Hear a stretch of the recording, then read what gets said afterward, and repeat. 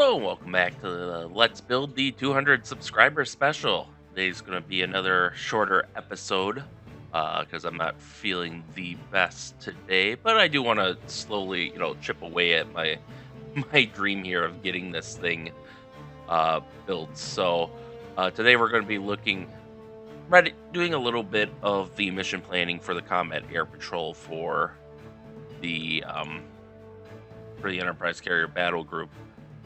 So basically AWAC stations and CAP stations, air ops. So let's start there.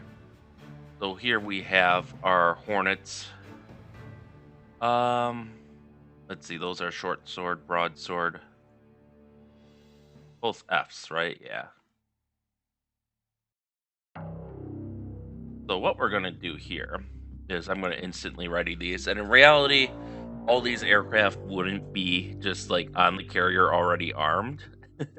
I'm just doing this for kind of some of the simplicity of the scenario and giving the Navy somewhat of a chance to react. And I'm going to use the excuse tensions are high, so they're ready for anything. Yeah, at a moment's notice. So you can see we got a lot of interesting loadouts here. For both legacy, current, and future weapons, we're mainly going to be sticking with probably this heavy AIM 260 loadout. So it'll be superior to the AMRAAMs.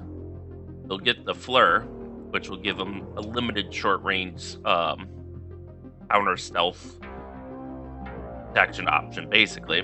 They'll have the latest AIM 9 Sidewinders. They'll have some drop tanks that'll make them heavy to start with, but this will give them more time on station. And of course, they can always drop those when things get hot. So we will ready those up. The remaining 4, we are going to arm as... let's see, what do we got here? Erasm. Yeah, I don't have better options than that. So we'll ready those immediately. It's giving the complaint because I gotta edit the carrier magazines because by default it's got a list of what it has as default, and I just haven't edited that list. These guys probably arm 4 of them as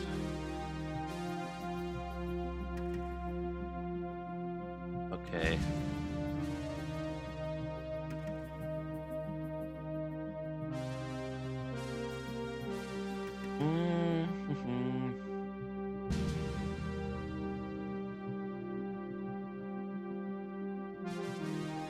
They'll have less.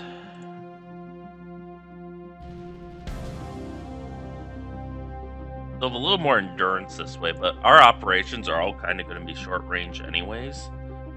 And if you look at, you can see the strike profiles here. So 390 nautical mile strike radius, that's more than enough for what we're doing, most likely. Because you look at kind of where, if we go to the God's Eye view, and me just fingering it, but yeah, the enemy carrier battle group is like 200 miles away, so this will enable some instant retaliatory strikes. And we don't have to worry about range. If anything, I might move these guys back a little bit. Okay, good. Did that take the whole...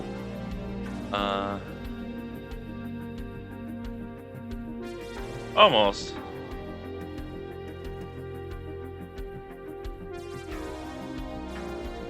That will kind of try to straighten it out there a little bit. It's not perfect, fortunately, but Actually, I wonder, can I just merge these two groups at this point?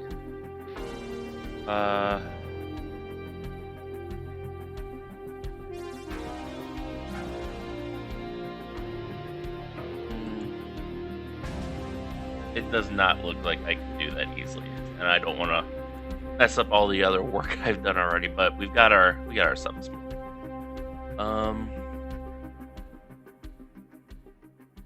Right. So going back to the air ops. So then these guys are going to be readied as a short-range offensive ECM. You'll notice that they use the legacy AMRAAMs. That's fine.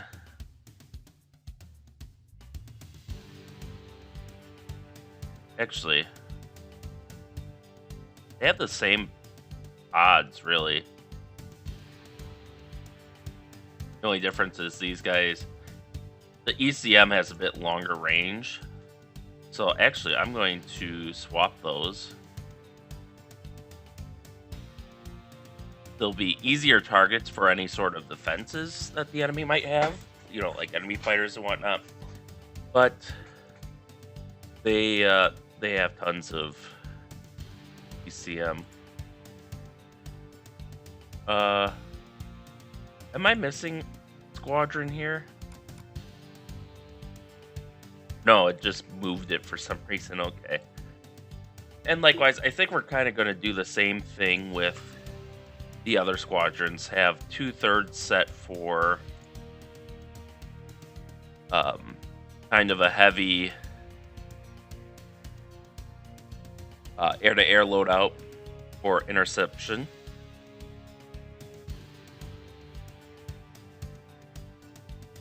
And then we will have the other remaining third of the squad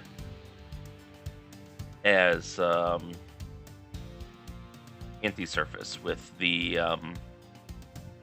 long-range anti-ship missiles, which you'll notice also carry the Sidewinders, but as optional.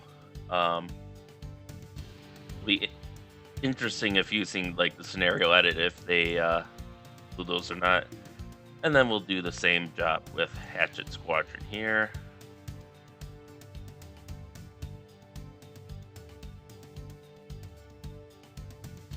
Heavy. And then long range anti-ship missile. Interesting that they only have the one loadout for it, but I guess that's because it's not quite in service yet. Anyways, for F-35C is probably something similar, right? Ooh. Ooh, that's tempting. Oh, yeah. Ooh, yeah. All right. So 4 of them are going to be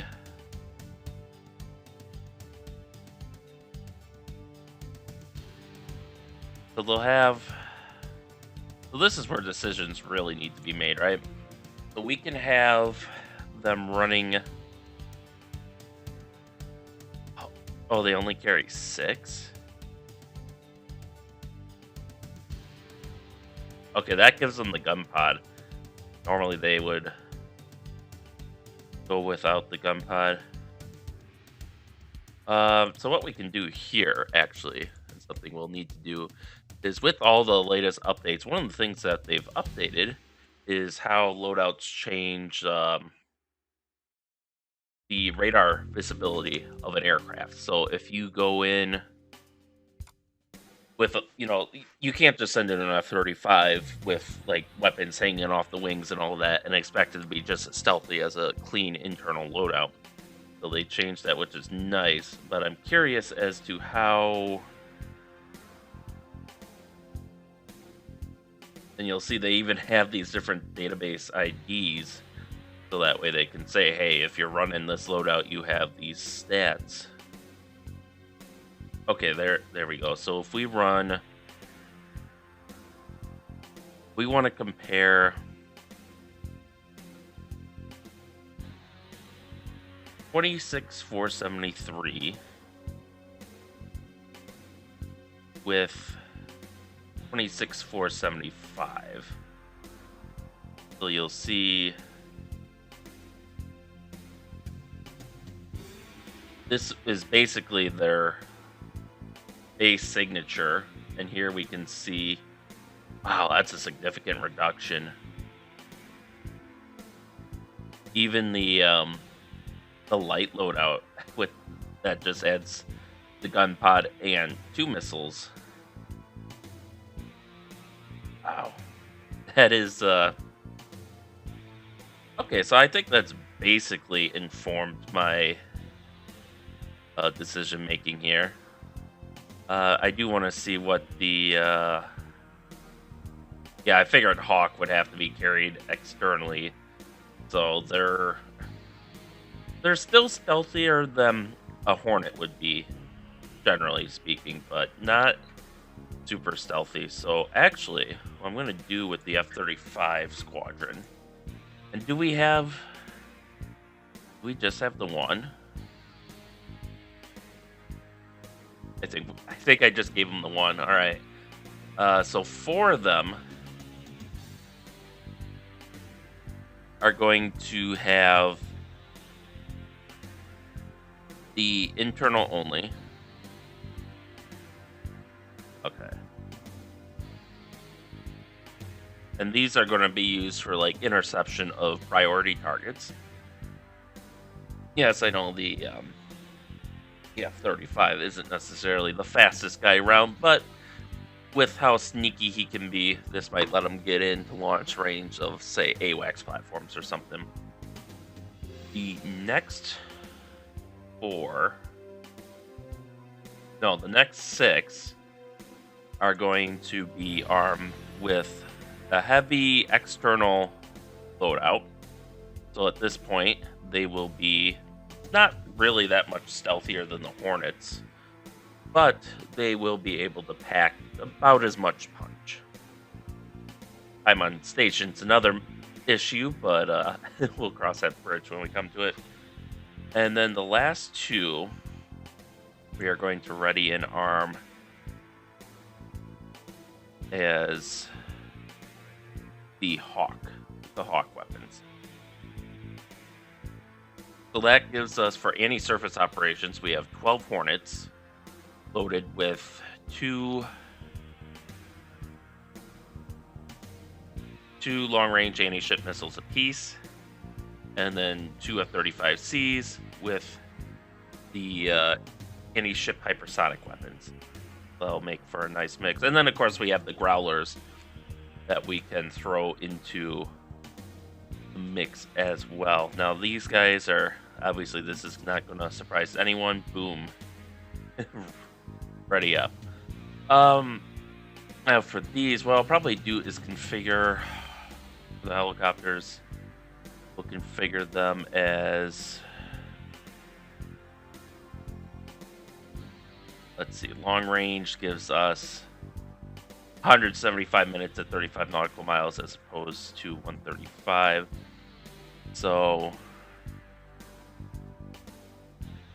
what I will do is I'll split it evenly between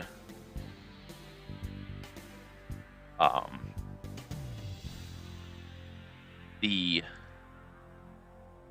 let's see, what even is the difference between long range and short range? The drop tank. Okay, yeah. So might be a little more sluggish and whatnot, but we're gonna swap them between, or do a half and half between the Mark 50 and Mark 54 torpedo. The reason for that is, at least to my knowledge, the Mark 54 torpedo is actually just the seeker of the Mark 50 mated with the body of the Mark 46. And the Mark 50 generally has better performance than the Mark 46. So this is it's just that the Mark 54 is more economical to produce. And that was kind of like a post-Cold War cost-saving thing. So this will give us some the best of both worlds. If if we're just tracking a lousy diesel, yeah, sure, use the Mark 54s. But if you're tracking one of the nuclear subs, hit it with a Mark 50, baby. Likewise, all of our Nighthawks, we're going to assign... I'm going to assign 2 of them, actually. No, they won't really have the range. So I think all 4 of these are going to be... Minesweeper loadout. I was debating giving a couple of them a joint air-to-ground missile loadout, but they just don't have the range to get into position. Another minesweeping loadout. Is this another...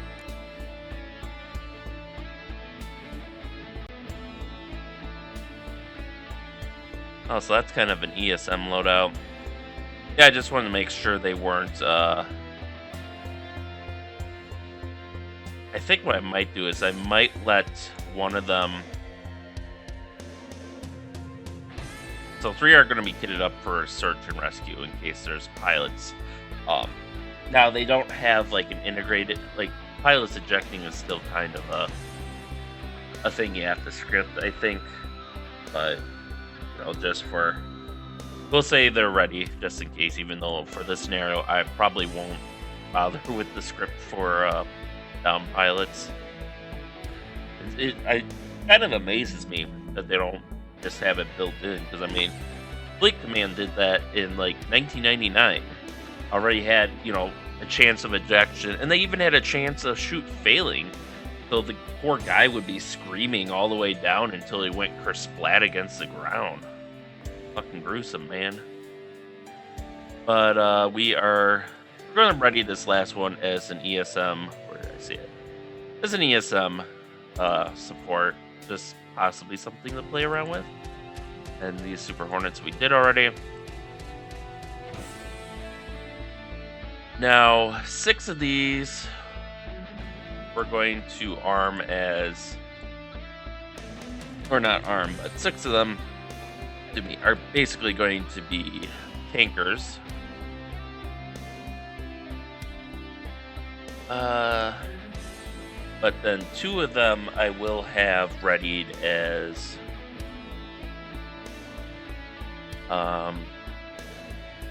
this effective against surface ships. Let's see. Range 60 miles, not great, but not terrible.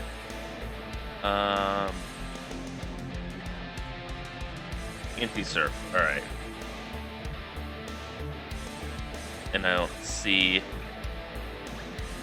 Well, this might be longer range. Nope, not any longer range.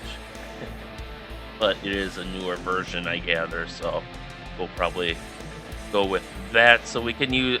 So we might be able to use some of these drones to hunt down some of those... Actually, I will ready one more as a...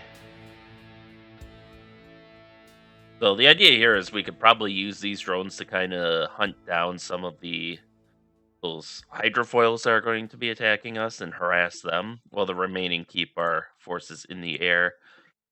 With the Ospreys, shouldn't be a surprise to anyone, but I am arming them all for anti-submarine warfare. Again, I'll probably do the same split we did with the helicopters. So, Mark 54 Hawk. That 2017.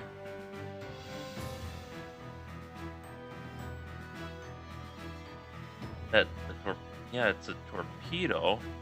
How does that compare to... Okay, let's see how this compares. If there's even a difference.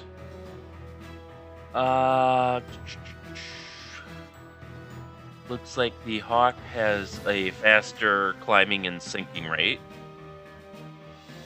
Altitude is way bigger, much larger range for a drop altitude. 95% sub hit.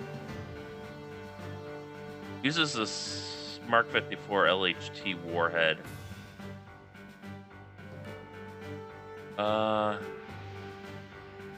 Glide bomb. I think.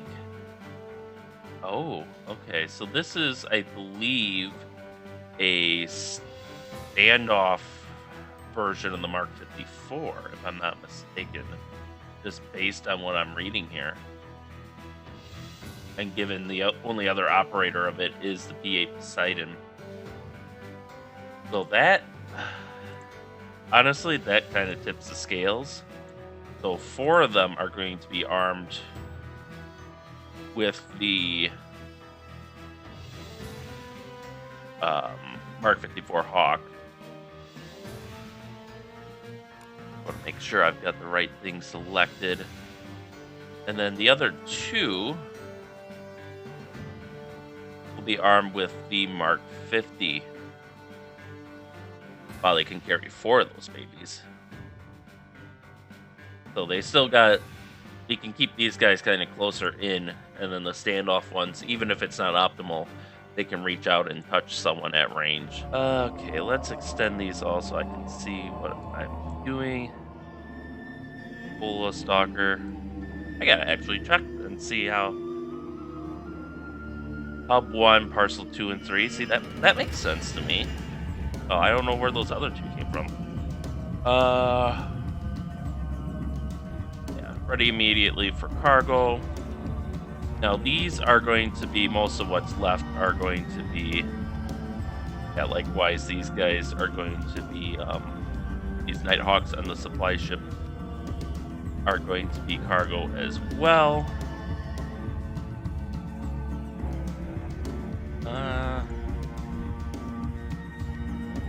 Sure, why not?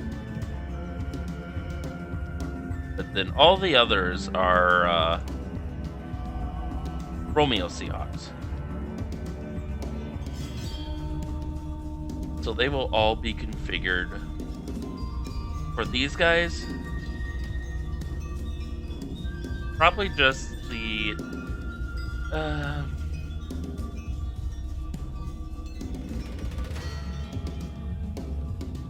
I'm gonna make the decision that for all the escort ships, they will all be armed with the Mark 54 as a budgetary measure. So let's ready and arm these.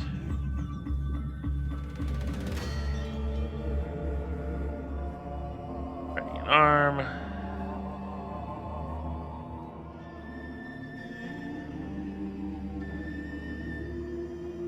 Oh, ready and arm. I suppose I could do this in one go. Well, a little late now, but at least combine these 2. There we go. All right. Let's see. I still got a little. Do I really want to get into that today, though? We got all our loadouts at least. As far as air tasking order.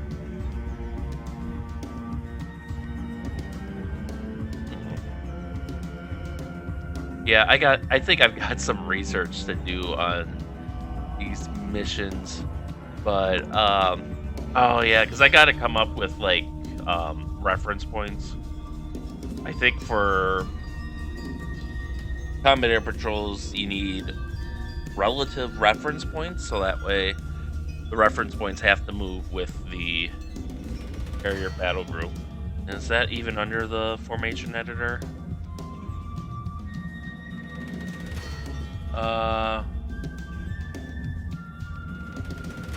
I can set a station, but I don't know if that would... Yeah, I gotta look into that a little bit. So I'll try to do some research in my off time. So before we go, I will just oh, where is it? View? Yeah, there we go. 3D view. We'll bring up TAC view. Are you kidding me?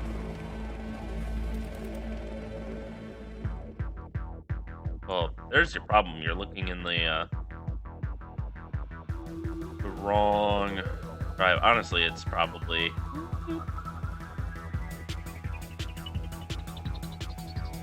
just in here and it defaulted to the C drive. Yeah, there we go. Now let's try this again. There we go.